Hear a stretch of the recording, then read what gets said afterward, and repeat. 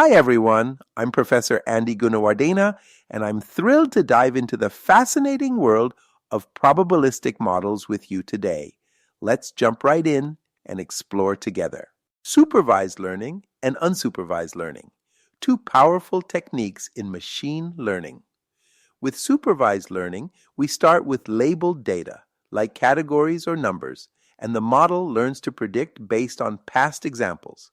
Think spam detection or predicting house prices, perfect for both categorical and numerical data.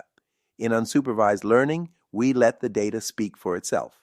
No labels here. The model groups data into clusters or finds hidden patterns. It's fantastic for organizing data, like grouping customers by shopping habits or finding patterns in huge data sets. Together, they're game changers, helping us turn raw data into actionable insights. Supervised learning, where machines learn by example. Imagine teaching a model to recognize images. First, we show it tons of images labeled as male or females. The model studies these examples, learning unique characteristics that differentiates men and women. We divide them to two sets: training and test set. Training set is for training the model. We keep the test set separately to test the goodness of the model. Then, when a new person comes in, it predicts whether it's male or female, like magic. But it's not just this example. Supervised learning powers everything from facial recognition to predicting house prices. It's like training a digital assistant that gets better every time it learns from labeled data. Supervised learning is the driving force behind smart, data-driven decisions. All learning is statistical by nature, and that's pretty cool. In data science, we fit models to specific distributions of data, which means we can make smart predictions based on those patterns. But here's the deal. Our predictions work best when the data matches the same distribution. If new data comes in that doesn't quite fit, the accuracy might take a hit. For any single point in error measurement, there could be a bit more or less error, but the goal is to keep the total error as low as possible across all predictions. Now, probabilistic learning isn't perfect. There are many examples of things gone wrong. Sometimes models developed in medical studies may not fully represent minority populations, and in recent years, tech companies found that certain classifiers had higher error rates for these groups. It's a reminder that building fair, inclusive models is no small feat.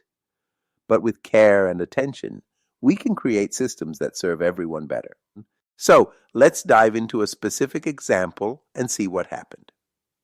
Imagine we trained a model on a group of people with a variety of weights. After training, we thought, why not test this on a group of athletes?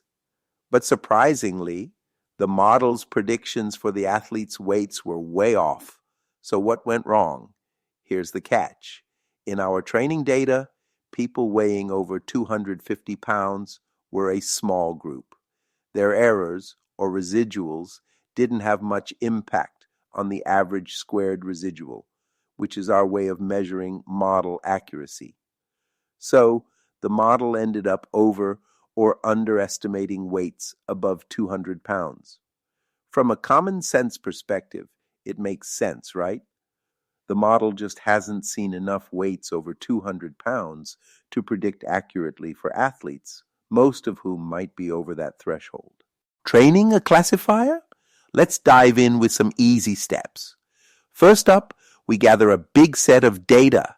Exciting. Then we split it 90-10, with 90% for training and 10% for testing. Now here's the fun part. Once our classifier is trained, it hasn't even met the test data yet. So we throw the test data at it and see how well it does. Because the test data is labeled, we can check exactly how many predictions were correct. Ideally, we're hoping it gets a high percentage right. In our example here, 4 out of 5 predictions are spot on, giving us an impressive 80% accuracy. So how do we prepare for training a model? Most of the time, data arrives unlabeled. So how do we give it meaningful labels? Luckily, there are several ways to tackle this. Here are 3 effective approaches: manual labeling by experts or crowdsourcing, or using a pre-trained model for semi-automatic labeling, or unsupervised clustering and topic modeling. In this example, we might use word types to create manual labels. But how many categories should we pick? It turns out we may need just 2: doctor, Seuss, and fitness. Now, let's imagine we have a large collection of documents that we want to use to build a supervised learning model. But there's a challenge. These documents have no predefined labels. Fortunately, there are several ways to label this unlabeled data. First method is using metadata. If there's metadata available, you might leverage it for labeling. If that is not reliable, we can apply NLP algorithms to cluster documents into groups, and then assign labels to these clusters. And there are many other ways to do this. The goal here is to ensure that once our model is ready, it can categorize any new document that comes its way. We're going to learn how to make this happen through a probabilistic prediction model called Naive Bayes first. So that is all setting the stage for what we do next.